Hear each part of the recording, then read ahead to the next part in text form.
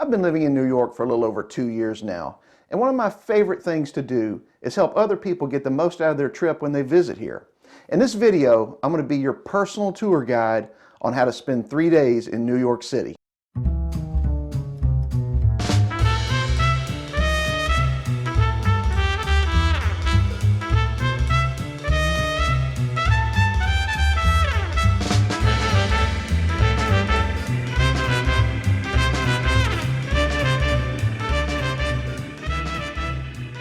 Hey, if you're new here, my name's Ben, and I want to thank you for watching this video. If you like content about New York City, what life is like here, tips and tricks on how to have a stress-free visit when you come here, click the subscribe button and also click the notification bell, and it'll let you know each time I post new content. The first thing I'd recommend you do when you get to New York City is buy a 7-day subway pass. This is going to be the best selection for the amount of places we're going and things we're doing. You're just not going to be able to get by with the single-use cards. So go ahead and buy a 7-day pass at the subway system. Okay, let's get into 3 days in New York City. You know, whether you're a young person, single, married, you have kids, or you don't have kids, this video is for you. The collection of locations that I've selected for 3 days in New York will work for everyone, and I hope you enjoy it. Let's get started by going to Times Square. Now, if you've done much research on New York City and specifically Times Square at all, you may have heard that New Yorkers don't like Times Square and that they don't like tourists. Well, for me, that's just simply not true. I love going down to Times Square, and one of the reasons is you can tell when somebody's seeing it for the first time. And I just love that because it reminds me of my first time in Times Square. It's a magical place, and it never gets old to me. Now, the Times Square subway station is really big. Most of the subway train lines come through that station, and there's going to be a lot of people there usually, and there's also a lot of exits. Don't worry too much about which one to take, but if you happen to see an escalator, take that one. Every chance you get, you might as well save those steps, save your energy. And I feel the same way about the subway, by the way. If you're on the subway and you see a seat, go ahead and grab it, sit down and relax. You're going to be doing plenty of walking and plenty of steps the rest of the time. So take those breaks when you can.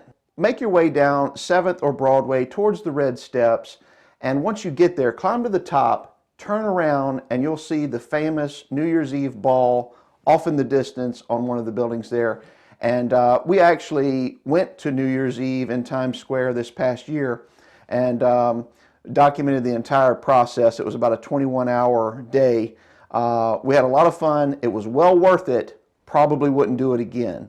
If you want to watch that, you can see that link in the description, and I'll show you, how we spent that 21 hours and what that was like. Right at the bottom of the steps, you'll see the Tkts Booth, and this is just underneath the stairs. This is a great place to buy Broadway show tickets, and you usually buy them the day of the event, and just check the prices there. It's going to be much cheaper than buying them online or something like that. If you have kids, the Disney store is there, probably the best Disney store I've ever seen, multiple floors. They also have the M&M store and the Hershey store. I like to go in the Hershey store because they give you a free piece of chocolate when you walk in the door. That's just a great way to get you in the store as far as I'm concerned, and it works. They have some interesting candies and things you might not have seen before.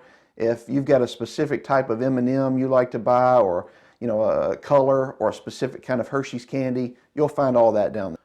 Okay, I want to say a little bit about the street entertainment. This is going to be the numerous Mickey Mouse, Minnie Mouse, the Incredible Hulk, Batman, Iron Man. You'll see people dressed up in these costumes. If you're lucky, they'll be dressed up. Sometimes they don't have the head on. That can be a little shocking for a young child when they see that the first time. But these people are legit. However, they do expect a tip. It's a little bit strange because they'll come up to you, especially if you have kids, and try and get you to take a picture. And if you're not prepared for it, they may try and hassle you a little bit for a tip afterwards. Just be aware of that. Unlike the Disney characters who aren't that aggressive, there are some very aggressive CD guys. These are the people who will walk up to you and hand you a CD, and once you take it, you're kind of hooked to have a conversation with them. And they'll tell you that they've got some new music out and it's on this CD. When was the last time you bought a CD? It's been a long time for me. Anyway, the best thing to do with these people is completely ignore them and keep walking. Once they hand you the CD, they're going to try and sign it and have their name on it and then make you feel obligated to buy. Just avoid all of that. These guys can be very aggressive. Even if you ignore them, they may say something to try and get your attention as you're leaving. It's fine. Just keep walking. The best case in that scenario is completely ignore them and you'll be fine. There's a lot to see in Times Square. Take it all in. Look up, take the pictures, be a little bit aware of your surroundings, but enjoy it. It's a very safe area, and you're going to love it down there. Do be cautious when you're crossing the streets. You know, they have the traffic signals, and Times Square is notorious for people not waiting. So you'll see some people go before the signal turns white, and you may be tempted to do the same thing because you think, well, that's the flow of traffic. Don't do it. It's not worth it. Just wait until the signal turns and it shows that it's your turn to walk. Now, at some point, you may want to rest a little while. Sometimes there are some red chairs and little tables out in Times Square. You can certainly rest on the red steps, but if you want a little more comfortable area, the little secret that I always tell people that are with me and we usually go to is the Grand Marquis Marriott. It's right there in Times Square. You can take this elevator to the 8th floor, and the 8th floor is actually the lobby. They have very clean restrooms there. They also have a place to sit down and relax. It's in a bar type area, a restaurant bar.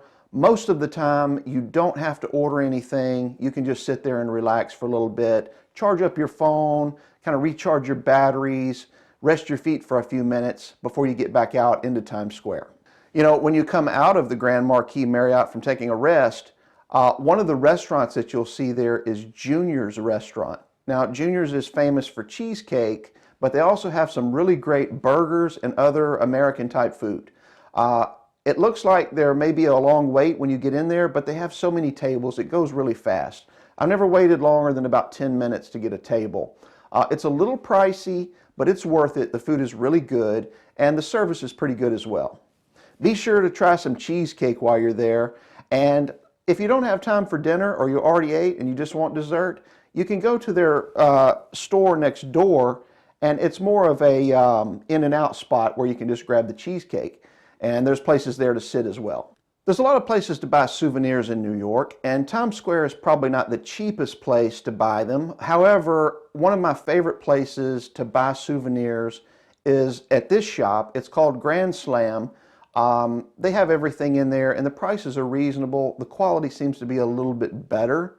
And just be careful as you're in there. There's a lot of things on the shelves, and you're probably wearing a backpack or purse. Just don't knock anything over. That's the last thing you want while you're in. After you've taken in the sights here and been to the shops that you want to go to, start making your way towards the New Year's Eve ball. There's a pizza shop that I want you to go to. It's called Joe's Pizza. You may have heard of it. It's been in some movies, specifically the Spider-Man movie.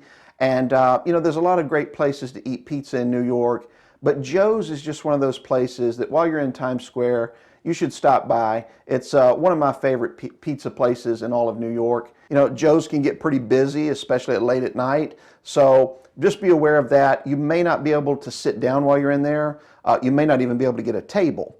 However, be aware that in New York, it's perfectly okay to share a table with a stranger. You're not going to be there long anyway, and at least you can put your pizza down and not drop it or flop the cheese everywhere. So take advantage of that when you get the opportunity.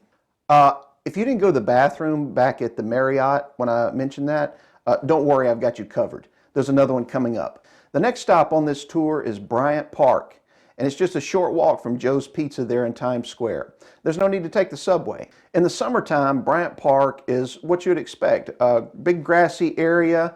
It's a great place to throw down a blanket, enjoy some lunch with all the skyscrapers around you. It's centered right in the middle of New York, and sometimes they even have free movies in the park. Now, if you're lucky enough to be here during Christmas time, they convert the entire area into a winter village, complete with an ice skating rink and these amazing little shops that have unique items, whether it's food, drink, or souvenirs. You'll find all kind of things there that you won't see anywhere else. We were lucky enough to be there while it was snowing this year around Christmas time, and we got some amazing video and just had a great time while we were out there. Well, I promised you another bathroom break, so here it is. There's a Whole Foods right across from Bryant Park. Little known secret, there are bathrooms in all the Whole Foods accessible to the public. There was also a public bathroom, a fairly nice one in Bryant Park, but most of the time when I've been there, it's closed. So just take the short walk across the street and you can go into any Whole Foods and use the restroom there. You don't have to buy anything or any of that. It's free to the public. By now, it's probably been a pretty long day. With the travel to get here and some of the sights that we've seen on arrival day, I'm sure you're tired. Go back to the hotel or the Airbnb, get some rest because we've got a busy day tomorrow. Here's what you can expect in the next video.